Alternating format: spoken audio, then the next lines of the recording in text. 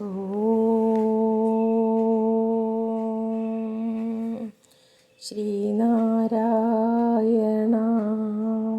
പരമഗുരവേ നമഃ.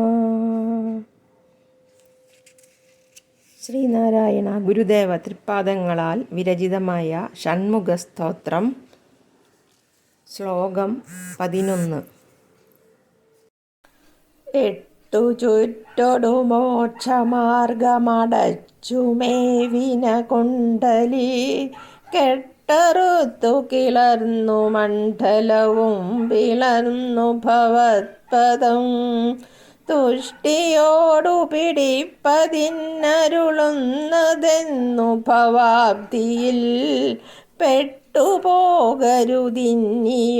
ഭഗവാന് ഷൺമുഖ പാഹിമാം. എട്ടു ചുറ്റൊട്, എട്ടു ചുറ്റായി. വളയാകാരത്തിൽ കുണ്ഡലിനി ശക്തി സർപ്പം പോലെ എട്ടു ചുറ്റായി ചുരുണ്ടു കിടക്കുന്നു. അത് എട്ടു പ്രകൃതിയുടെ രൂപത്തിലുള്ളതും എട്ടു ചുറ്റായി ചുരുണ്ടതും ആകുന്നു. ശക്തിയുടെ ഇളക്കത്തോടുകൂടി പ്രാണനെ ശക്തിയായി നിരോധിച്ച് എട്ടു ചുറ്റായി കിടക്കുന്ന കുണ്ഡലിനിയെ നിവർത്തനം. മോക്ഷമാർഗം, മോക്ഷത്തിൻ്റെ വഴി.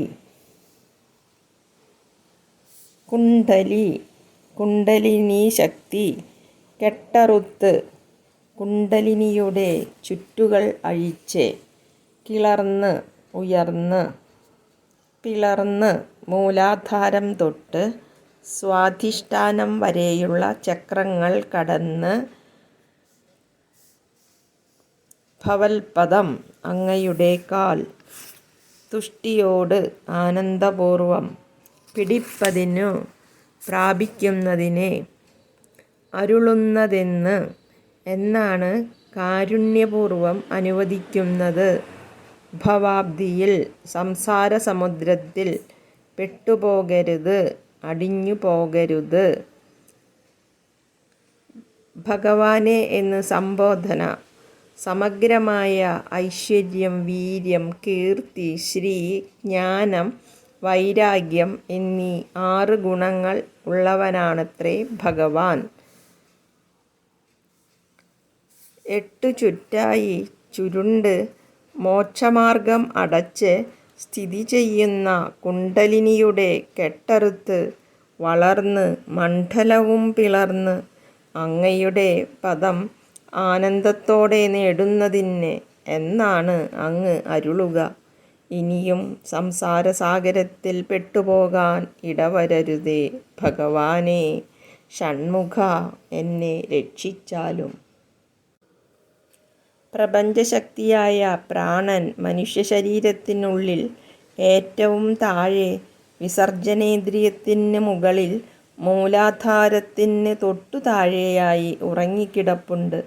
ഒരു പാമ്പിൻ്റെ ആകൃതിയിൽ ഇത് ചുരുണ്ടുകൂടി കിടക്കുകയാണ്. കുണ്ഡലാകൃതിയിൽ ചുരുണ്ടു കിടക്കുന്നതുകൊണ്ടാണ് കുണ്ഡലിനി എന്ന പേരുണ്ടായത്.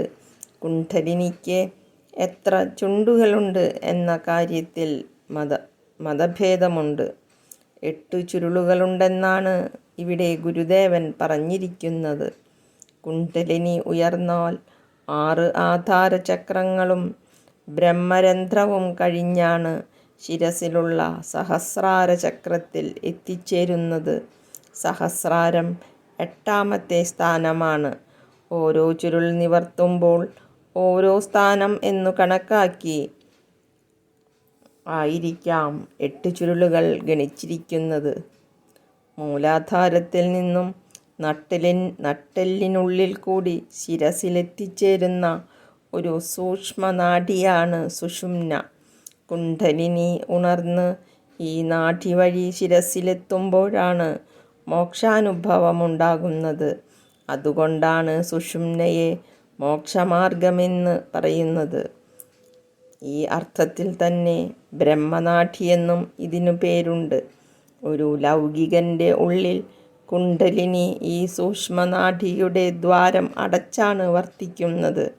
യോഗാഭ്യാസം കൊണ്ടോ ധ്യാന മനനങ്ങൾ കൊണ്ടോ മനസ്സേകാഗ്രപ്പെട്ടാൽ ഉറങ്ങിക്കിടക്കുന്ന കുണ്ഡലിനി ഉയർന്ന് സുഷുമ്ന വഴി മുകളിലേക്ക് പ്രസരിക്കാൻ തുടങ്ങും. ഇതാണ് കുണ്ഡലിനിയുടെ കെട്ടറുത്ത് കിളറൽ എന്ന്. കുണ്ഡലിനി ഓരോ ആധാരചക്രവും കടന്ന് ശിരസിലേക്ക് മുന്നേറുന്നു. സുഷുമ്നാനാഡിയിൽ കുണ്ഡലിനി പ്രാണൻ വിശ്രമിക്കുന്ന ഇടങ്ങളാണ് ആധാരചക്രങ്ങൾ. മൂലാധാരം, സ്വാധിഷ്ഠാനം, മണിപൂരകം, അനാഹതം, വിശുദ്ധി, ആജ്ഞ എന്നിങ്ങനെ 6 ആധാരങ്ങളാണുള്ളത്. ഭൂമധ്യത്തിലാണ് ആജ്ഞാചക്രം. ആജ്ഞാചക്രത്തിന് മുകളിലായിട്ടാണ് ബ്രഹ്മരന്ധ്രം. ബ്രഹ്മരന്ധ്രത്തിന് മുകളിലാണ് സഹസ്രാരം. കുണ്ഡലിനി പ്രാണൻ 6 ആധാരചക്രങ്ങളും ഭേദിച്ച് ബ്രഹ്മരന്ധ്രവും കടന്ന് സഹസ്രാരപത്മത്തിലെത്തുന്നതിനെയാണ് ശ്ലോകത്തിൽ മണ്ഡലവും പിളർന്നു എന്ന് പറഞ്ഞിരിക്കുന്നത്. കുണ്ഡലിനി പ്രാണൻ സഹസ്രാരത്തിലെത്തുന്നതോടെ ശിവശക്തി ഐക്യം അനുഭവപ്പെടുമെന്നാണ് യോഗിമാർ പറയുന്നത്. അതോടെ അതിരറ്റ ആനന്ദസ്വരൂപമായി ജീവൻ സ്വയം മാറും. ഇതാണ് ഭവത്പദം തുഷ്ടിയോടെ പിടിപ്പത്. ഇതോടെ എല്ലാ സംസാര ദുഃഖങ്ങളും അകന്നുപോകുന്നു. ഈ നില കൈവരുത്തണമെന്നാണ് ഭക്തൻ പ്രാർത്ഥിക്കുന്നത്. ഓം ശാന്തി ശാന്തി ശാന്തി. ഓം തത്സത്. ശ്രീ നാരായണ ഗുരു അർപ്പണമസ്തു. ഓം.